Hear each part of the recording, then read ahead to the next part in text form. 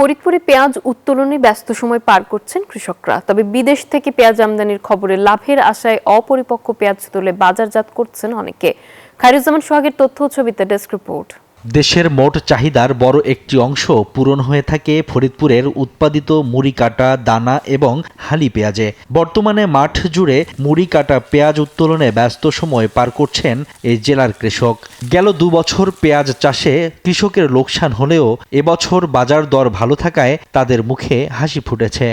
গত 2 বছর ক্ষেত করে আমাকে লোকসান হয়েছে, এবার মোটামুটি দামটা ভালো ছিল, আমরা হয়তো 2 পয়সা পাওয়ার আশায় আছি। পেঁয়াজের দাম ভালো থাকার কারণে আমরা আনন্দের সাথে পেঁয়াজ দিচ্ছি, যাতে বাজারটা ভালো পাই। এখন যে দাম আছে এ দাম হলেই কৃষক আমরা বাঁচুম।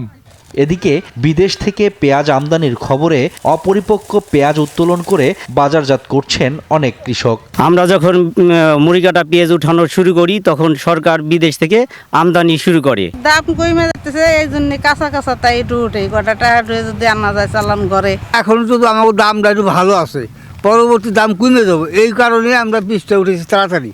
তবে পেঁয়াজের ঘাটতি পূরণে অপরিপক্ক পেঁয়াজ না তুলতে কৃষকদের পরামর্শ দিচ্ছে স্থানীয় কৃষি বিভাগ। পদ্মা সেতু, মেট্রো রেল এবং এলিভেটেড এক্সপ্রেসওয়ে নির্মাণের গর্বিত অংশীদার বসুন্ধরা সিমেন্ট। কৃষকদেরকে যে বিষয়টি পরামর্শ দিচ্ছে যে আগামী 1 সপ্তাহ থেকে 10 দিন যদি পেঁয়াজটি আর একটু ধীরে হারভেস্ট করা যায়, তাহলে পেঁয়াজের যে আমাদের লক্ষ্যমাত্রা সেই লক্ষ্যমাত্রা অর্জন করতে সক্ষম হবে।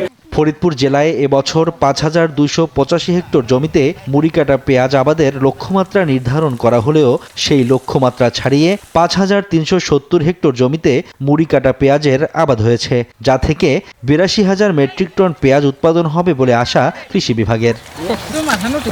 Desk report, news 24।